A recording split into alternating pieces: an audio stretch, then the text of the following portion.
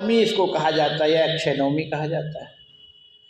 आज के दिन भगवान सूर्य देव ने द्रौपदी को अक्षय पात्र दिए थे और वो अक्षय पात्र जो है उसकी इतनी मान्यता है अक्षय पात्र की कि द्रौपदी मतलब चाहे कितना भोजन मतलब कम बना हो, जैसे उस अक्षय पात्र में कितने लोग खा लें कभी वो पात्र खाली होता ही नहीं है। लेकिन वो अक्षय पात्र की महिमा कब तक है, जब तक द्रौपदी भोजन न कर ले। या द्रौपदी भोजन कर ली है तो फिर वो अक्षय पात्र का फिर वो नहीं है। जब तक द्रौपदी नहीं की भोजन तो कितने लोग खिलाओ, सब भोजन कर सकते। तो एक बार दुर्वासा ऋषि इन पांडवों के पास आए, लेकिन दुर्योधन ने भेजा था। दुर्योधन कूटनीति वाला है ना, वो सोचा कि पांडव ऐसे नहीं मरेंगे, लाक्षागृह में जलाने का प्रयास किया, बच गए।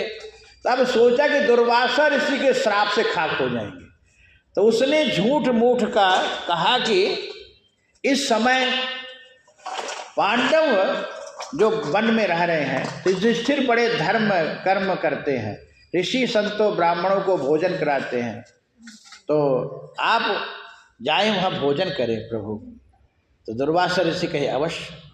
अब दुर्वासा ऋषि जैसे पहुँचे तो युधिष्ठिर कहेगा हाँ धन्य है आप प्रभु, आ गए, चलिए आप हमारे यहाँ प्रसाद पाना है। बोले प्रसाद पाऊंगा, लेकिन हम अभी अपने शिष्यों सहित अभी जमुना जी में स्नान करेंगे। अब दुर्वासा ऋषि स्नान करने चले गए और अपना जटा पटक पटक के जमुना जी में स्नान कर रहे। और इधर युधिष्ठिर ने द्रौपदी से पूछे कि भोजन तो है ना भी।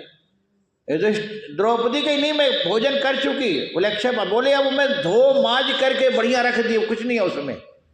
इतना सुनते युधिष्ठिर एकदम धड़ाम से गिर गए धरती पे।